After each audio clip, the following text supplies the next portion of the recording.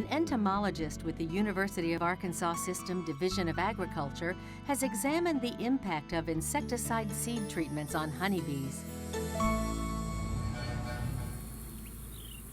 Honeybees are an important part of the fruit and crop production cycle, and their pollination helps increase yields and the quality of certain crops. But farmers need to protect those crops from harmful pests and use insecticides known as neonicotinoids as seed treatments to do so. Dr. Gus Lorenz has conducted extensive research into whether neonicotinoid seed treatments are harmful to honeybees.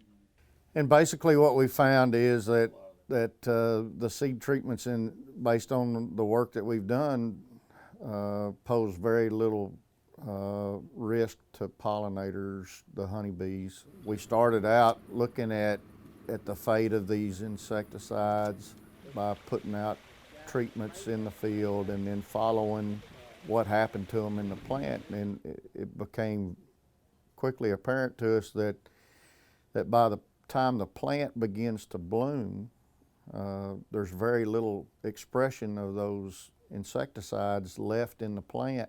It appears that by and large, for the most part, if there's anything left by the time the plant begins to bloom, it's generally way below levels that are toxic to honeybees. The important thing to remember is that there's a lot of difference between toxicity and exposure.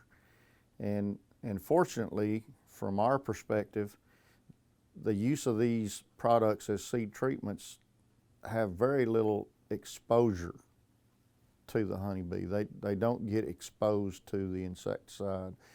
And we feel like it's very safe use for these products as seed treatments.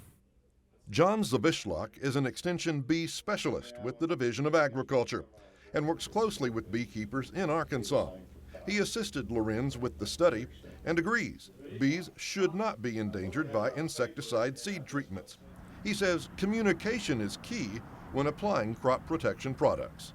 We encourage the beekeepers and the farmers and the pesticide applicators to all work together and communicate about where to place bees on farmland and to communicate about necessary applications so that they're all aware of the situation and we can keep bees out of the way of danger as much as possible.